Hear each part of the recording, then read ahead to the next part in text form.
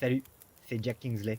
Le mois de décembre approche, Noël approche et avec ça également les contes de l'Avent qui marqueront donc notre troisième saison. Alors pourquoi, vous me direz, faire une nouvelle vidéo annonce pour les contes de l'Avent si vous êtes des habitués déjà de la chaîne?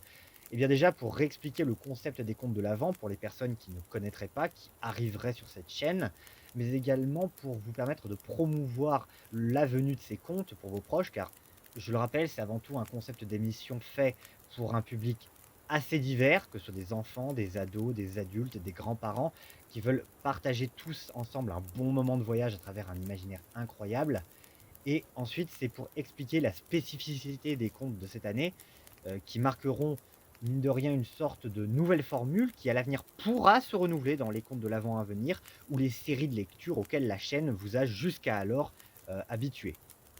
Donc pour ceux qui débarqueraient sur la chaîne, qui seraient nouveaux et qui ne sauraient pas ce que c'est que les contes de l'Avent, eh bien les contes de l'Avent, c'est comme un calendrier de l'Avent, sauf que à la place des chocolats, il y a sur cette chaîne tous les jours une histoire, une vidéo qui est publiée du 1er jusqu'au 25 décembre. Alors cette année, par contre, on va faire une formule un petit peu plus différente, hein. Vous le savez, pour ceux qui sont sur la chaîne depuis longtemps, depuis les 2 premières saisons, on a fait des histoires du monde entier, en essayant du mieux qu'on pouvait de raconter des histoires de chaque continent, de chaque pays et à chaque fois assez différents. Et ça, c'est ultra cool de pouvoir partager ainsi des histoires, qui parfois se ressemblent, et qu'on connaît. Je pense notamment aux variants, du Chaperon Rouge, de Cendrillon, de Blanche-Neige que vous avez pu voir sur la chaîne ou d'autres histoires qui sont complètement inconnues pour nous et qu'on découvre avec passion. Et c'est évidemment ultra cool d'avoir pour cela un énorme cahier de contes sous la main. Et c'est là aussi qu'il y a un souci, c'est que la majeure partie des contes que nous connaissons, que ce soit moi, que ce soit l'équipe, qui travaille avec moi ou même ceux qui font les voix, eh bien, tous ces contes-là que nous connaissons, eh bien, il faut en connaître pas mal. Et notre cahier des charges, il faut sans cesse qu'on le remplisse et avec, le taf, avec, nos activités extérieures et en même temps la recherche de ces comptes, et nos passe-temps, secondaires, eh bien, ça devient compliqué de remplir non-stop le même cahier des charges. Quand bien même on travaille d'arrache-pied pour à chaque fois le remplir et je vous le dis déjà, l'année prochaine, le cahier des charges sera normalement rempli pour une année normale, comme on l'avait fait jusqu'alors. Vous aurez des comptes de tous les pays, mais également, potentiellement des nouvelles venant du format que je vais vous présenter.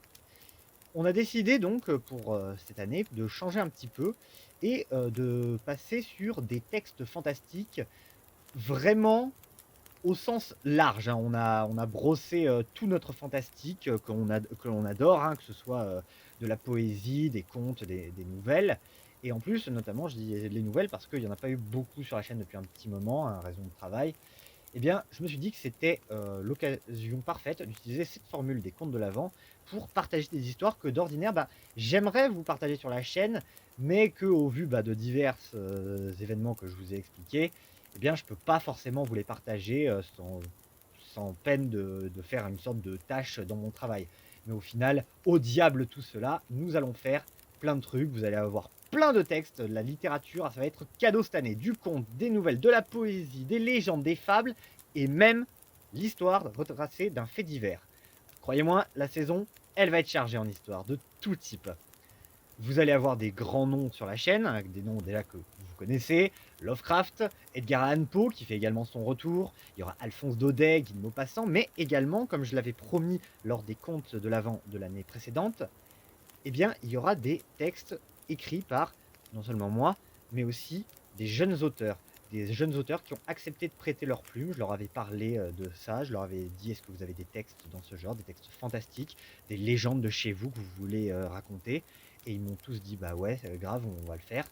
Et ils ont raconté des petites histoires qu'ils m'ont ensuite envoyées.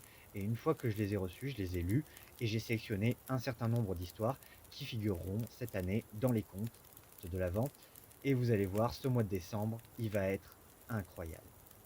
Je leur dis un gros merci pour avoir prêté à la fois leur plume, leur temps à m'expliquer des fois pour ma narration comment ils pensaient dire telle phrase. J'en profite également pour dire un gros, gros, gros merci à tous ceux qui ont prêté leur voix pour faire les personnages, que ce soit des personnes qui sont nouvelles sur la chaîne ou des anciens qui ont déjà prêté leur voix. Vraiment les gars, merci pour avoir donné vie à ces personnages dans toutes ces histoires, qui sont toutes différentes les unes des autres. Je pense franchement que je pouvais pas rêver mieux comme cadeau de Noël, moi, que d'avoir quelques personnes qui me filent un coup de main pour cette grande tâche qui était les contes de l'Avent, que j'ai toujours rêvé de partager avec des centaines de personnes, que je fais ça en plus pour pas un rond, je fais ça juste bénévolement, par pur plaisir. Et ça, c'est le plus beau cadeau, je pense, qu'on peut jamais offrir à quelqu'un. Enfin, je vais terminer par un petit point sur, les autres vidéos de la chaîne. Alors déjà, je vais annoncer qu'elles vont reprendre bientôt, hein, ne vous inquiétez pas. Dès que les comptes de l'Avent seront achevés, on aura déjà commencé, le travail. On a déjà un programme Lovecraftien qui est en train de se finaliser. Il nous faut juste une meilleure traduction parce que nous avons lu pour l'instant, plusieurs traductions de la nouvelle qui a été sélectionnée. Ce n'est pas vraiment notre saint graal, on peut dire. Mais malgré tout, on a déjà des pistes, notamment, les traductions de François Bon, qui est juste un très, très bon traducteur et donc on va commander bientôt, son texte.